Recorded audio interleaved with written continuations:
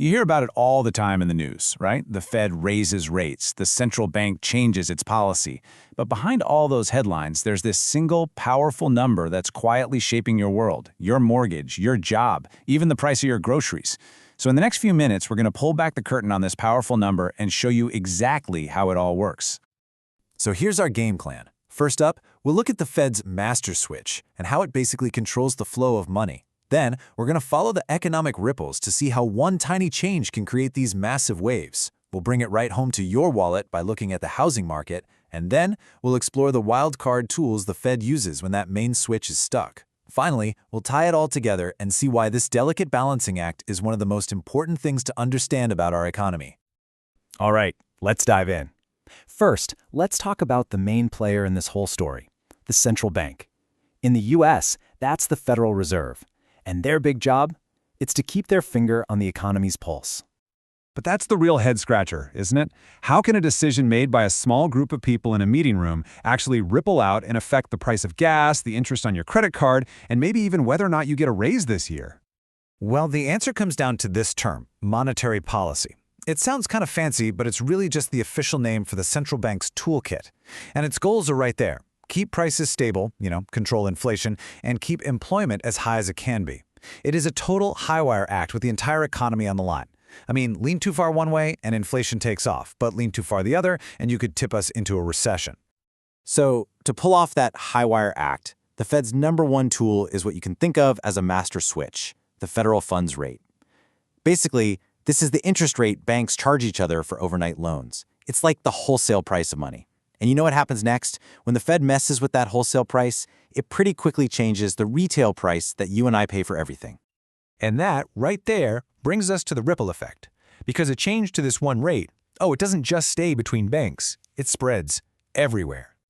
This is basically the playbook for how a decision at the Fed makes its way to your wallet. It's a chain reaction, a set of dominoes. It all starts with the Fed flipping that switch, adjusting its rate. That's domino number 1. Domino number 2? The commercial banks, who pass that change right along to us in our car loans and mortgages. Then, it's our turn. Domino 3 is us reacting by either spending more or less. And the final domino? That's the whole economy, which either heats up or cools down as a result. It's a surprisingly predictable sequence of events. And there's probably no place you see this domino effect more clearly than in the housing market. As one of our sources put it so well, interest rates are literally the pulse of the housing market, deciding whether it's booming or just dead quiet. Okay, so this is where the rubber really meets the road. Let's stop talking theory and start talking about the actual real-world impact on your house, your savings, and your wallet. It's like two different worlds, isn't it? On the left, you've got the dream scenario for anyone trying to buy a house. Low rates, cheaper mortgages, and a market that's full of energy. But then on the right, you have the nightmare. High rates, crazy expensive mortgages, and a market that feels totally frozen. This isn't just a chart. This is the financial reality for millions of people, whether you're a first-time buyer just trying to get in the game or someone looking to retire. And to make this absolutely crystal clear, just look at this number.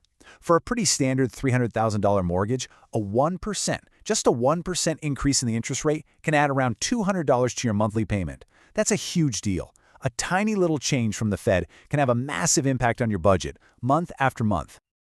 Okay, but what happens when that master switch is already pushed all the way down to 0? What happens when you're in a massive crisis and the Fed's main tool is already maxed out? Well, they need a backup plan. And that backup plan has a name, quantitative easing, or just QE. I want you to think of this as the economic equivalent of a defibrillator. When the heart of the financial system has basically stopped, the central bank uses QE to jolt it back to life. How?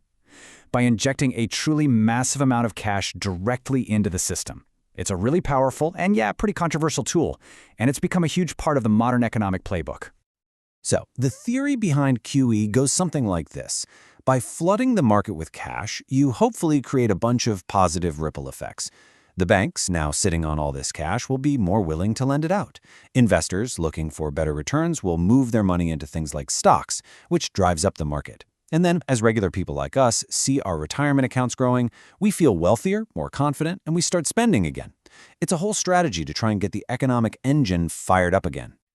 But, and this is a big but, it is not without some serious risks.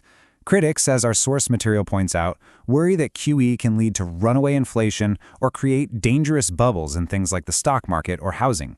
Just think back to the 2008 financial crisis. That was fueled by a giant housing bubble. That's the kind of thing we're talking about. Plus, it can make wealth inequality worse, and it can just plain fail if the banks decide to hoard all that cash instead of lending it out.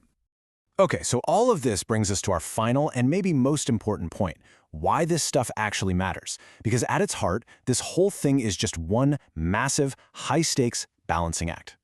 Every single decision, whether to raise rates, lower them, or break out a tool like QE, is a trade-off. If you fight inflation too aggressively by jacking up rates, you risk slowing down the economy and costing people their jobs. But if you focus only on creating jobs by keeping rates super low, you risk letting inflation get totally out of control. And every single one of those choices has a direct impact on your financial world. And hey, don't just take my word for it. The Federal Reserve itself basically admits that this is more of an art than it is a science. As they put it, the connections between their policies and the real world are not direct or immediate, but they are an important factor. In other words, they know they have a really powerful tool, but they also know it's not some kind of magic wand. So as we look ahead to a future with some pretty huge economic challenges, from AI to climate change, the question isn't just whether monetary policy works. The real question is, are we relying too much on this one tool, on this small group of economists to solve problems that are, frankly, way bigger than just interest rates? And if we are, what's the alternative?